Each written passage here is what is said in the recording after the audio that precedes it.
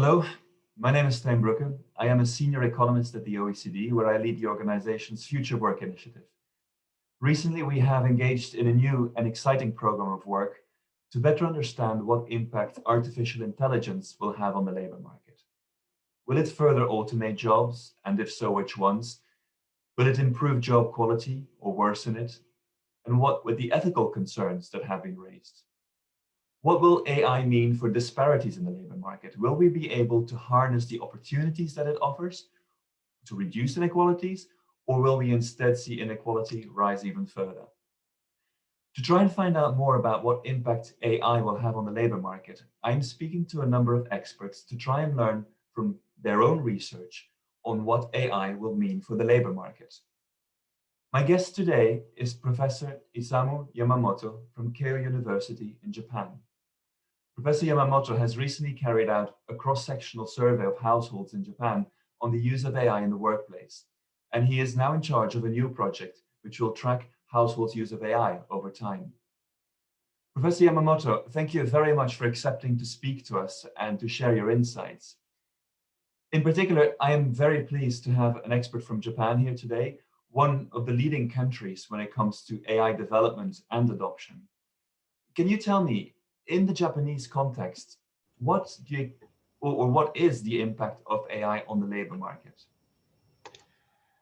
Okay, as for the technological unemployment due to AI, I'm not so worried about the replacement of human employment with AI because in Japan, we are faced with labor shortage in super aging society. Instead, our concern is how to resolve the problem of low productivity and low well-being of Japanese workers, possibly due to long working hours. And I think new technologies such as AI can be a solution to those problems.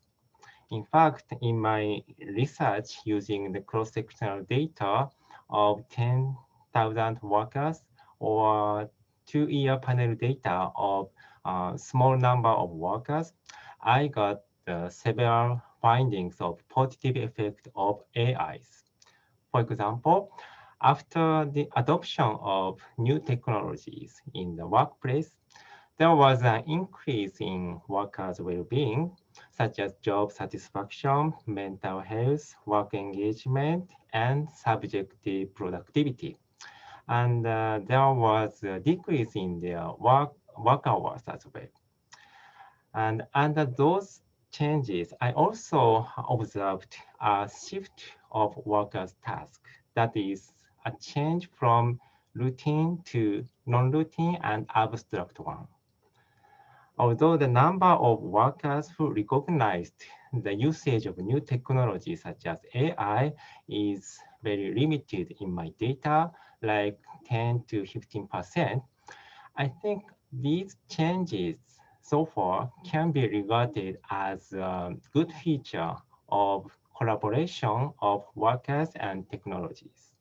In that, what the new technology substituted was not workers' employment, but their task, mainly routine task. And the workers got to spend more time in conducting productive and challenging tasks, that is non-routine and abstract one, which leads to the increase in productivity and well-being of workers, I think. Professor Yamamoto, that is extremely interesting because very often we hear concerns around the negative effects of AI, but what your research has shown is that there are positive effects of AI on workers. Can you tell us a little bit more about whether that effect is the same for all workers or whether there were any differences that you found in your research? Yeah, the positive effects are more evident for workers with higher skills. Especially what was important was IT skill, like ability to handle spreadsheet software like Excel. And non-cognitive skill was also important. For example, an ability to maintain focus and interest and hold on long-term goals measured by GRIT scale was associated with positive effect of AI on well-being. And I think these findings indicate an importance of training and learning, including early childhood education.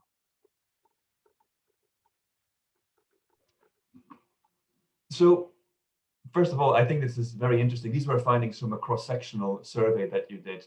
I hear that you are continuing to do research in this field. Can you tell us a little bit more about your ongoing research and what is planned for the future? Okay, I think that the findings I got so far are not necessarily causal relationship. So it is highly important to find causality and robustness based on the analysis using longitudinal panel data with larger sample and longer period. In this regard, I started putting many questions about new technology in the Representative Household Panel Survey, that is JHPS, Japanese Household Panel Survey. JHPS is conducted by the Panel Data Research Center at Keio University, in which I serve a director. And we completed first and second annual surveys with the information of the adoption of new technology, skills, and tasks. And it will continue for several years. So using those panel data, I would like to find the positive and negative impact of new technology on workers. And those GHPS data will be available upon request from our website, maybe later in this year. So I hope a lot of research will be done by many researchers using our GHPS data. Professor Yamamoto, that is extremely interesting. I look forward to seeing the results of your research and also to accessing the data because, as you know, we ourselves are also planning to do research in this field. So I very much look forward to the findings and the lessons that you learned from your research. Okay, thank you. Professor Yamamoto, it has been a pleasure talking to you. I would just like to thank you again for the time that you have taken. I look forward to continuing this conversation in the future. And to all those who have been watching this video, thank you very much for your interest. Please do visit the OECD's Future of Work page if you would like to find out more about our work or that of Professor Yamamoto. We will be posting some links and references. Thank you very much and goodbye.